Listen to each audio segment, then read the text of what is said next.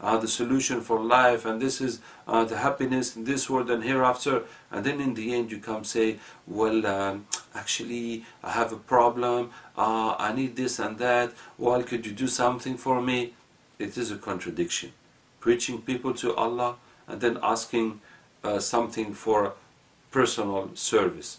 And this is why all the prophets in Quran say, وَمَا أَسْأَلُكُمْ عَلَيْهِ مِنْ أَجْرٍ إِنْ أَجْرِيَ إِلَّا عَلَى اللَّهِ. I'm not asking you any reward for this, it's only Allah who's going to reward me. So this is why Allah did not like what Yusuf alayhi said, and he stayed in prison for many years. And look how the behavior of Yusuf alayhi changed totally after that time he spent in prison. Years have passed. And if you are following the story, you can think that it is finished. There is no one outside the prison that is trying to get Yusuf alayhi out of prison. His family do not have any news about him, don't know if he's alive or dead, and have no idea where he can be. His only support, his only help in Egypt was his master who bought him. He gave him up. He gave him away. It is finished. And he has been forgotten in prison. Even if you come to that prison, you ask for Yusuf alayhi salam, he will not be written anywhere. They'll say we don't know about him. There is no time that if he reaches that time, he will be out of prison. It is finished. So Allah Ta'ala sent a dream to the king, and he was seeing 7 cows, weak, thin cows, eating 7 fat cows, and 7 grains, 7 roots of wheat, green ones, and 7 dry ones. And the king did not understand anything of this dream. But he understood something. He understood that this dream is important and something is going to happen. I am the king. Something is going to happen in my kingdom. Something very important is going to happen, but I don't know what. These dreams that come from Allah Ta'ala, they affect the person, and you know that you cannot have been imagining that. It's not your imagination. It's not your imagination. So that is something that has come to you in this dream, and you feel it as a reality, and you feel it very strongly. And the king was feeling very strongly about this dream, but he had no idea what it could be. And he asked his ministers and his counselors, what is this? And they said, no, that is just confusion, and that is just mixture. And that is a big lack from them, because it is not it is not confusion, it's not mixture, that's not something you can imagine. So they should have said, we don't understand. It seems important, but we don't have an idea. We should look. No, they said this is rubbish. But the king continues to believe that no, it is something important. And now that young man who was serving him wine said, yes, I know someone who can explain to you this dream. And he went to see Yusuf alayhi salam. After all those years, Yusuf alayhi salam did not move from his place. He's in the same place. Subhanallah, time has been passing. He was in the palace of the king, in all those facilities, and Yusuf alayhi salam was in the same situation in prison. He came to see him directly, saying, Yusuf, you must help us. The king has made a dream. All the government did not find. All the people are blocked. You must explain to us what is this dream of 7 thin cows eating 7 fat cows, and 7 wheats, green wheats, and 7 dry wheats. And Yusuf alayhi salam, just if any one of us was in his place, what would you do? What would you say? Now? You are coming to see me now? After all these years? Did I not tell you to talk to the king about me? You have forgotten me? And now you are coming because you need my service? If this dream did not come, you wouldn't even have come to me. So start by taking me out of here, and start by refunding me all these years of my life that I have lost. Then I'm going to see what I can do for you, because this dream is very important. This is a strategic matter for your country. It is a matter of death and life. And I know the answer. But what are you going to give me for this answer? You see, Yusuf a.s. now is in a different situation than that situation where he told him, talk about me to the king. Now it is the king who needs him. The king who is making this dream. So this was really the moment that Yusuf a.s. could use to get out of prison. But what did Yusuf a.s. do? He explained to him the dream. And he told him what he must do. He could have kept half of it, or kept some cards in his hand to negotiate with. He said everything. He said everything. He didn't keep any card in his hand. So now they don't even need him. They know exactly what they should do. And he let him go. What does that mean? That means Yusuf a.s., the greatness of the king came out of his heart. Now it is finished. Oh, the king. No, the king is a poor creature like me, like anyone. Everything's in the hands of Allah. My life is in the hands of Allah. The life of the king is in the hands of Allah. I don't need the king. I need Allah.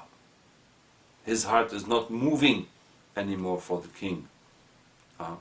And also, even the desire of coming out of prison has gone out of his heart. Saying, this is a chance for me to go out of prison. What is the problem? Allah has created me to worship Him. I am worshipping Him. What can I complain about?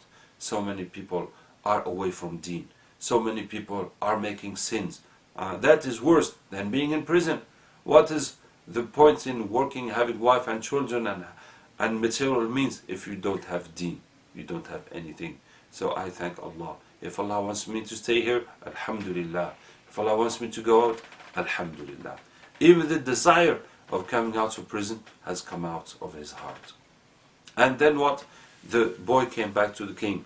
The young man came back to the king and said, "Oh, Majesty, your dream is this and that. There's going to be 7 years of abundancy, of large production. You have to keep half. And then it's going to become 7 years of no production at all.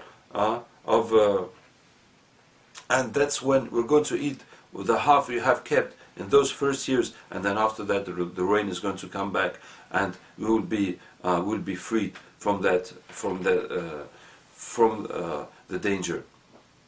And something very strange happened. What is it? That dream, no one had any idea of the dream, what the dream was about. Not even a beginning of an idea, half an idea or quarter of an idea. But as soon as the young man gave the answer, everybody knew it was right. No one discussed it. They could have said, "Well, no, what are you talking about? No, I don't think this is. I don't think this is believable. This answer, this explanation you are giving. No, just let's look for something else." This is how the dream is. It is coded. You don't understand anything. It's like there is something here and it's covered with a sheet, and people start saying, "What is it? Is it a statue? Is it a guitar? Is it this? Is it a person?" And when you take off the curtain, you take off the sheet, and everybody sees. So now you stop wondering. Everybody, you can see what it is, and there's no more hypothesis. It is clear. This is how when the dream is explained, so everybody understands that that's it. And that's what happened. And the king asks, "Well, who gave you this explanation?" And he says, "Oh, Majesty, you remember that year when the poison problem happened and we were in prison, so we met someone and we did dreams, and he was a pious man and he did nothing, and he was unjustly in prison, and he explained those dreams, and I should have talked to you about him, but I forgot, and he's still in prison there." And now the king says, "Bring him to me." And the army comes in prison. "Yusuf, yes, come." Where? To the palace of the king. The king is waiting for you. And Yusuf a.s. says, "No, I'm not coming out." "What?" "No." He says, "The king does not have right to take me out of prison. If the king wants to see me, if the king wants to take me out of prison, he must go to the judge. He must open the case. He must bring back the witnesses, and he must do the procedure again, and he must see if I am guilty or not, and if I am innocent I will go out, if I am guilty I will have to finish the time I have to finish here. Subhanallah. Yusuf alayhi salam is teaching the king to respect the law. Incredible. Teaching the king to respect the law. The law is not Allah's law, it is the king's law. And no one in that country is respecting the law. Everybody is cheating as he can. And Yusuf alayhi salam, he's a foreigner. It's not even his law. It's nothing to do with that law. But he respects the law. And this is fantastic. Because if you want this country to become better, if you want corruption to be broken, if you want people to be straight, you must be straight yourself. If you are corrupted yourself, how are you going to remove corruption from that country? You must start by changing yourself. If you want Allah to use you to change the country and to change the world, you must change yourself until the last molecule of your body must be changed.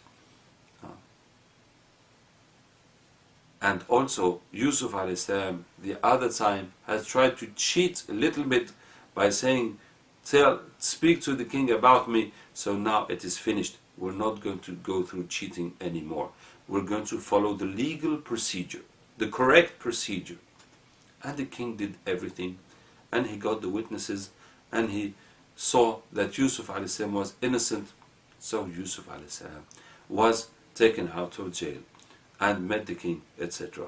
So this was the ibtila, the test from Allah Ta'ala when someone makes a mistake. So what happens if you do a mistake and Allah Ta'ala is going to test you for that mistake? So the pedagogy of Allah, the teaching of Allah Ta'ala is hard, very hard. That means Allah Ta'ala is going to give you a lesson that you'll not forget all your life. All your life you're not going to forget how you made zigzag, how you made mistake, and how Allah Ta'ala, we won't say punished you, but how Allah Ta'ala tested you to make you come back. You're never going to forget what happened when you did that mistake. So you're never going to do that again. So this is the ibtila, the test from Allah Ta'ala. If you do a mistake, Allah Ta'ala is going to give you a lifetime lesson. A lesson you'll never forget. So you'll never do that again. And this is how you can see the change, the total change in the behavior of Yusuf alayhi salam. And to finish this discussion, I have told you that the first part is education until acceptation by Allah, and then Allah Ta'ala is going to use us. What is the criteria? What is the point you must reach so that Allah accepts you, and starting from there Allah is going to use you? What is the criteria? And the point is, Allah is going to accept you when you have nothing else than Allah in your heart. That's it. That is the clear condition Allah Ta'ala is waiting from us. So as long as your heart is attached to power, to money, to yourself, etc., so you're going to go through efforts and tests, until you take it all out. Until Allah takes it all out. And you only glorify Allah Ta'ala. And that is when Allah Ta'ala is going to use you. But as long as you're attached to money and power, you're not suitable to serve Allah Ta'ala's religion. May Allah Ta'ala accept us and guide us and give us more of His knowledge and wiseness. سبحانك اللهم وبحمدك نشهد أن لا إله إلا أنت نستغفرك ونتوب إليك سبحان ربك رب العزة عما يصفون وسلام على المرسلين والحمد لله رب العالمين.